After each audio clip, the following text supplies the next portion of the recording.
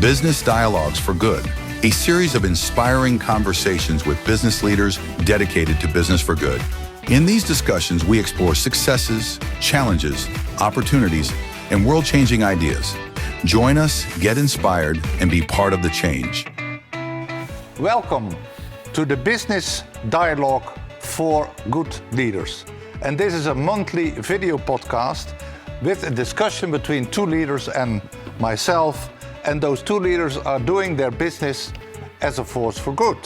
And this episode will be a discussion around a very important topic of climate crisis and dealing with carbon. I would immediately like to start with my first question to you. Tell us a little bit about your background. Why are you here? What is your company doing? I start with you, Jacqueline. Sure. So I'm the founder of Carbon Equity, and Carbon Equity is a platform whose mission it is to unlock billions of dollars in private capital to help fund solutions, technology solutions, and infrastructure solutions to climate change. And we do that by making climate technology and infrastructure companies investable through a fund of funds structure. And when we're talking about climate technology companies, you can think of anything that we need, any literal building brick that we need to build a net zero economy. So think of giant batteries, think of alternative proteins, think of carbon-free cement or carbon-free steel, for example. So literally any solution under the sun. And we help people to invest in these solutions, generating good financial returns for themselves, whilst providing growth capital for the thousands of entrepreneurs across Europe and the United States who are working on building these solutions to help solve climate change. Yeah, that is great. We will talk more about that later in detail, so we all understand exactly where to go to. We want to support you. And Frank, Team Global. We are a company producing mostly patented cleaning tools and machines.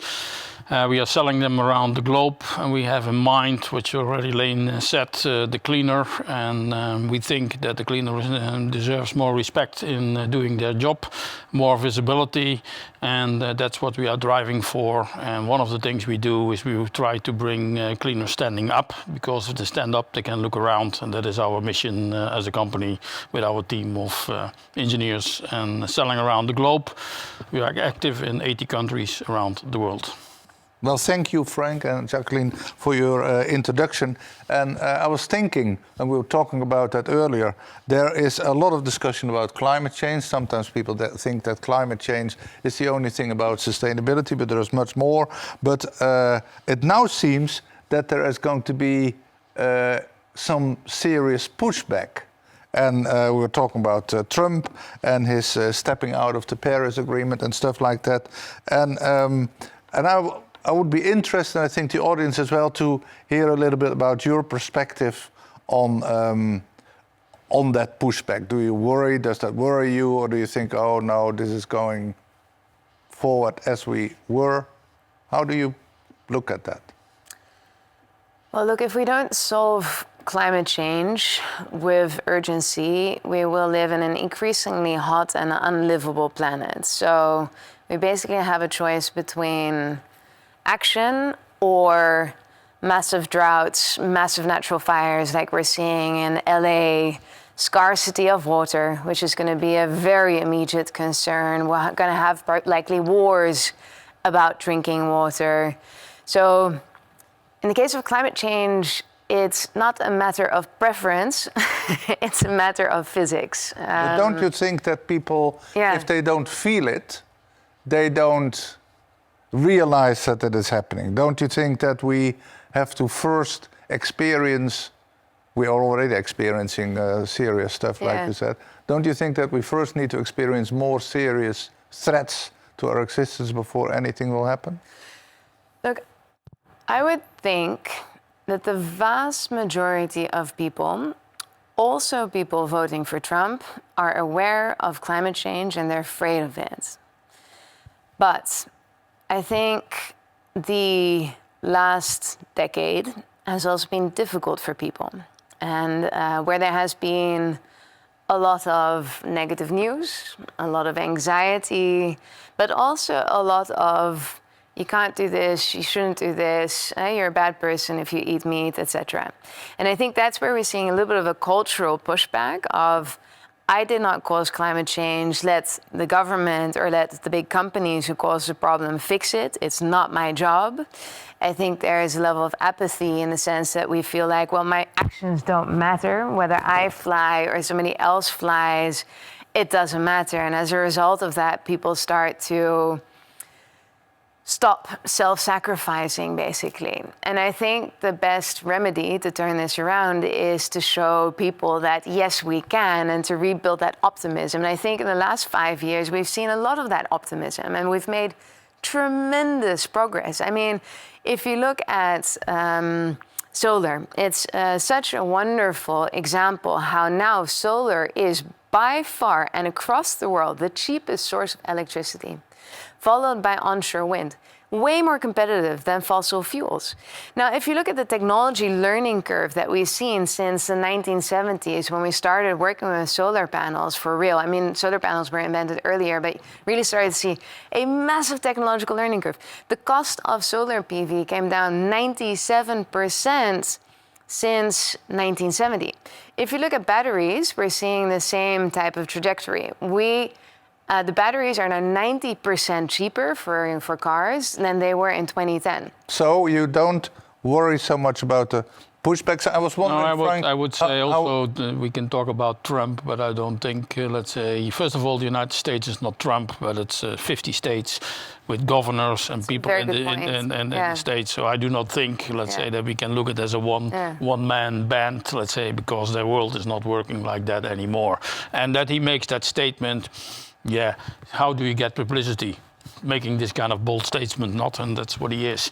But I can tell you that there are a lot of states in America, let's say, are not thinking like him. And a lot of governors in the United States also not thinking like him. And where is the local government done? And the power of the local government is different as in the Netherlands. It sits in those states. So I'm not too worried about that. I still think a lot of states are having their own green agenda, I would call it, and they are executing it day by day and month by month. But if we now look, Frank, at your company, then we can also come to your company. If we start with you, Frank, and your company and the products that you have and the clients that you have, do you see a growing interest because you're trying to be as sustainable? Maybe you can tell a little bit about that, the use of water, the way that your equipment is being built. Is there a growing interest? Do you feel any slowdown? No, I think we started as one of the first one in our industry to start to build what we call modular, so easy to repair. A lot of days it was, if it was broken, you throw it away. Not that was, I think, 5 years ago, 10 years ago, that was modern to do that. And then you see, if you go to the garbage field, you saw a lot of stuff flying around, laying around and so on. And that's not so modern anymore, let's say. And why that was, first of all, there were no people who could repair it. And number two, the cost of repair were too high versus the rest value of the stuff. So we were already making all our machines based upon a modular platform, easy to repair with no technical know-how, and you could ask FedEx to bring you a component which you could put in yourself. So that helps, let's say, to extend life of machines from, I would say, 3 or 4 or 5 years to 10 years. The only way you're going to reduce garbage, let's say, is by lengthening the life cycle of your products. In the meantime, let's say the next one is the energy your products are using.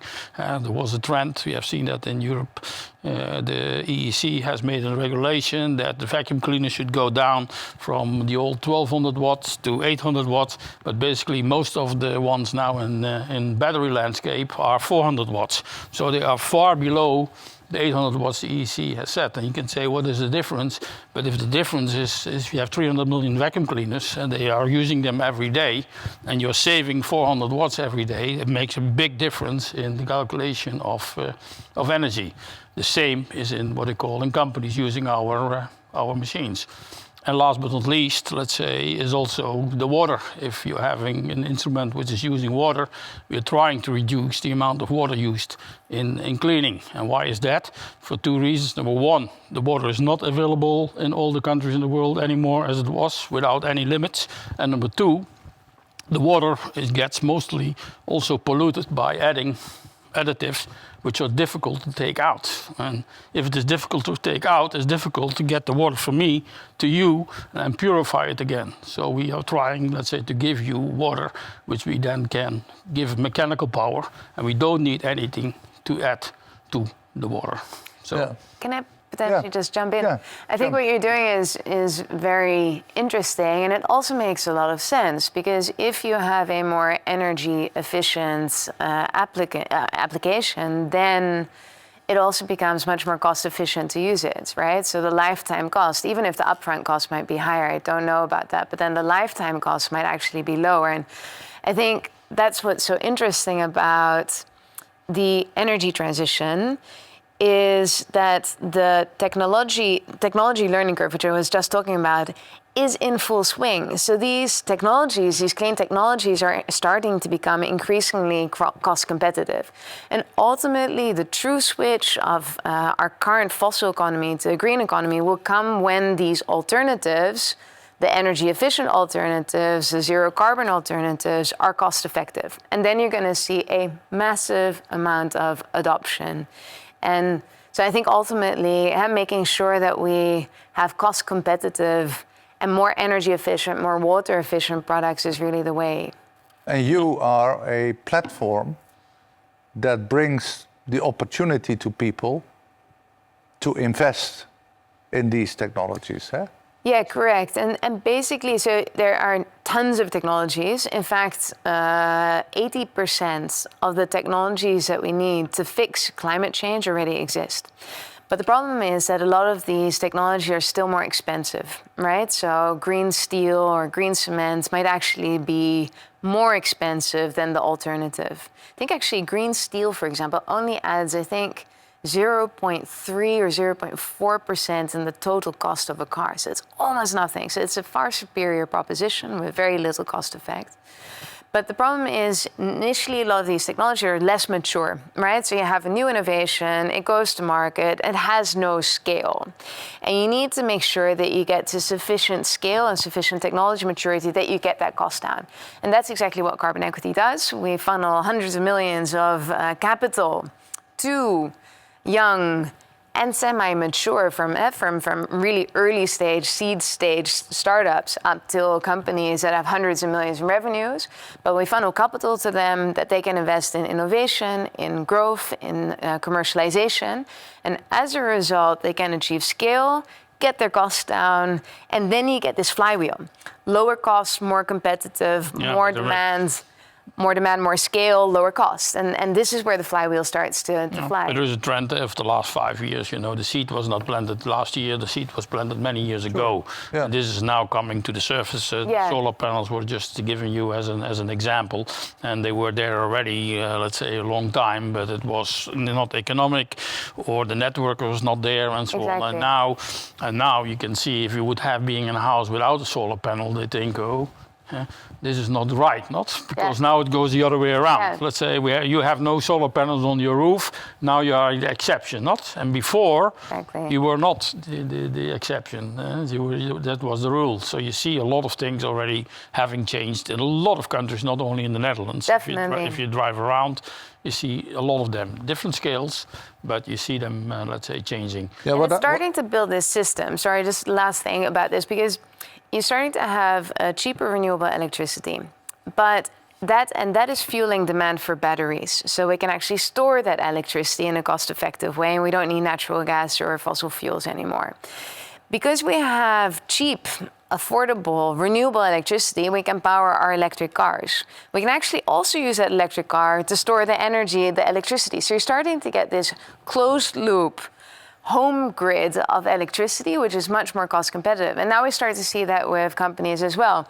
And when we think about the whole transition from fossil to a clean energy economy, the fossil energy supply chain has been developed over hundreds of years, over the last 250 years. The clean energy economy has only started to develop over the last 50 years. So obviously the fossil energy chain at this point is still more cost efficient. But the clean energy supply chain is catching up super rapidly and will ultimately be more cost competitive than the fossil energy. And that's really what's going to start a huge now revolution. comes the trick that many good technologies can be blocked, as we have seen in the discussion of paper, by the existing companies who are better organized, have more money. For example, only the coach industries is the fifth polluting company in the world. One company invests 300 million per year to block legislation from stopping them to pollute. Are we now near or close to the tipping point? You know, of remember that 30 years ago in the solar industry we had the same. There was a solar industry not too far away from here in Helmond, let's say, and that whole company was starting up production and they get out of business because Shell made sure that they went out of business. Okay, so this is the big money to the small money. Yeah, that's what I'm This is exactly what you're talking about. Yeah. This can help for a certain time period, but at the end it didn't help really, because somewhere, somehow, some other people came into the solar industry and they said, okay, let's go there because we think the market is viable. So if you cannot control the world market, then you will not be able to succeed with that philosophy. So you also think we're at the tipping point?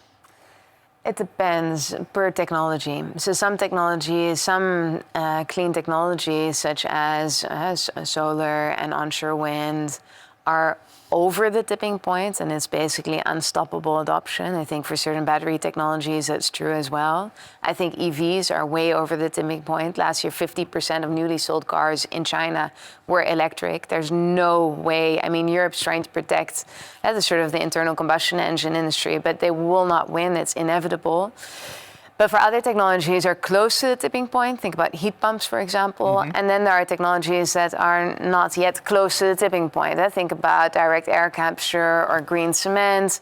These technologies are still a lot more expensive and still require, therefore, a lot of capital to funnel, to go through the innovation, through the technology learning curve, to build scale so that ultimately becomes cost competitive. And that journey is super hard, right? And there is a lot of pushback and there's resistance and is that where your company comes in? I mean, Carbon in the last 3 years has, together with 1,200 investors through our platform, invested in over 200 really breakthrough climate technology companies and invested 300 million in those companies. And those companies, after we invested, collectively raised another 3.9 billion in funding. So what we do is we catalyze capital, and as a result, these companies can continue to grow and can continue to be successful. And the 1,200 people who invested anywhere between literally 20,000 and 20 million euros, because we deal with very small investors and very big investors, have participated. They are shareholders of these companies, which also means they will benefit from the value creation. And think about the equivalent of if you had invested in Tesla when it was a 100-person startup, the value creation from then to now, it being a multi-billion or multi-trillion-dollar company, you would have made a ton of money. Well, the same potential lies within these companies that we're funding. And obviously, that's a hard journey, right? Because there is a lot of resistance from the market, and it's hard to scale, and it's technology. It's very hard from a technology point of view. So it's high risk, but if we're successful, it's also very high. It generates high financial returns. Yeah. Does that mean then that, Frank, that you think that only, that's what I tell my children sometimes, only sustainable companies will eventually survive? I think for sure, let's say they will easier survive as other companies because of. But if that would be, I think we are down the road at least 20 years, I think, before that's going to make a real difference. I do not believe in, I hear the years 2030, I hear the years 2035, I hear the years 2040 and whatever.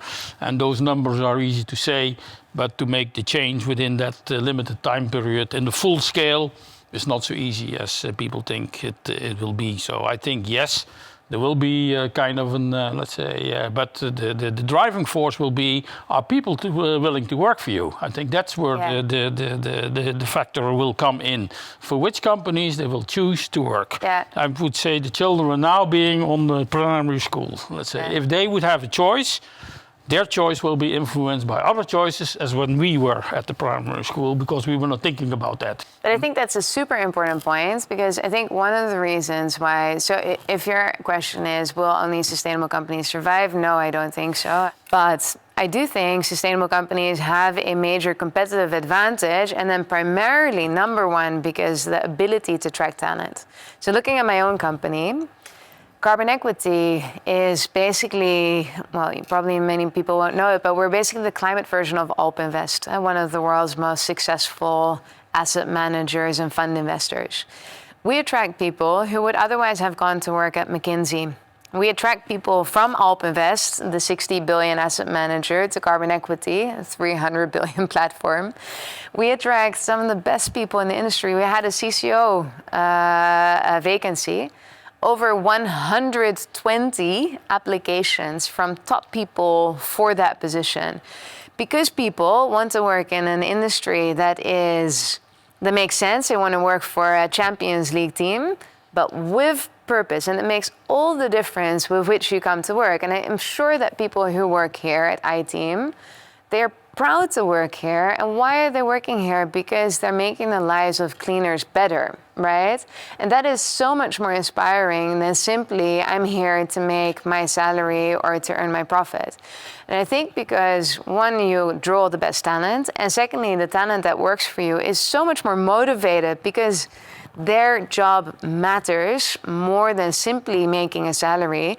I think that's why companies that are mission-driven ultimately outcompete, or at least can be at least as competitive as companies that are not. Yeah, the recent research in why people, if people like their job in the US, was that still about 70% of the people do not get inspired or do not like their job. Can you imagine that? So what you're now talking about, highly inspired people. So that brings me to the, let's say, the final question to both of you. How could you inspire the masses, let's say, the world? I always think, how can we get out of our bubble, out of our green bubble, and how can we get to everybody? Yeah, everybody do not know, but as you know, and we need to pick that up again. I think we need to start back on. I had it, let's say, a long time ago, a program called Biscuits, not eating, but kids talented for business, whatever that was. It could be being a doctor, being a fireman, being a police, whatever. What do we really, let's say, triggers them, and how you find out on a young age what they really want. And I think here, let's say, that we need to go back. Can we not, first of all, start in the Netherlands scaling out a real program, let's say, telling them what matters and what are the things which will matter for them in the future, and make that a kind of a gamification, as we call it, because that will make it a fun element. And I think at the end, if it is fun, it's more easy to do and more easy to remember. And then the next thing is I think doing what we're now doing, bring it to a broader audience, using all media for it, and bring it, let's say, on an, I would say, elegant way. Let's say, not make it too heavy, but bring the topic and the subjects back to them on another way, with another light on it. Yeah, because when I listen to you, and I'm going to listen to you, Jacqueline, I think it is also logical, and I think that in the world. I travel a lot. People in general don't have different ambitions than we in the Netherlands. No. People want to have a safe life, a future for their children, healthy food maybe tonight, an honest division of capital. So that last point is maybe interesting because you're in the capital, let's say, world more or less. That is, Rutger Bregman once said, there are the three most important things. Sustainability is 1, pay your taxes, 2, pay your taxes, and 3, pay your taxes. And that is, I always like that statement. How do you agree with him? Yeah, 100%. Yes. So, but how do we get there? Because what you now see, and that is one of the biggest worries in sustainability, there is such a gap between, because even the people that you work with are well to do. Yeah. So, and why do they do it? I think maybe your investors do it because they have an intrinsic goal to make the world a little bit better, but also to make more money. I think Jeff Bezos has a lot of money and wants to make more. Are you not also part of this growing gap between poor and rich while helping the planet at the same time?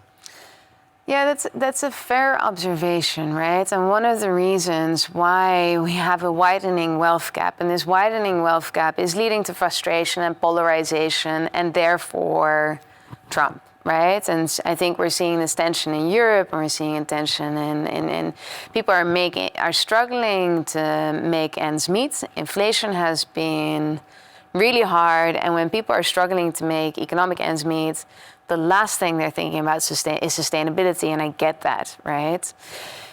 And one of the reasons why we have a widening wealth gap is because asset owners have benefited from rising prices and from a very strong stock market and from low interest rates that have led to increased valuation of assets, whilst people who had a salary have not benefited. And then if you look at the Netherlands, where wealth is taxed much less than labor, that's not a healthy situation. And so I do think that taxes are extremely important to make sure that you have a more equitable society. And I think a lot of people see taxes as very punitive, but really what a tax is investing in your country. It's investing in your infrastructure. It's investing in your healthcare.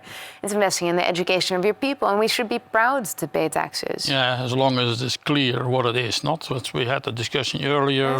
Let's say if it is clear to everybody, okay, you pay $100 and this goes to this, and this. And this is why we need it, let's say, for this, and so on. And if that is not clear, then let's say people are say, okay, why should I pay taxes? Not that's the remark. I'm also glad I can pay taxes, and I'm also glad that let's say I'm part of the Netherlands and the Netherlands infrastructure, and not from the Liechtenstein infrastructure, so to speak. I mean, if you think about why should I pay taxes, quite honestly, drive to Belgium.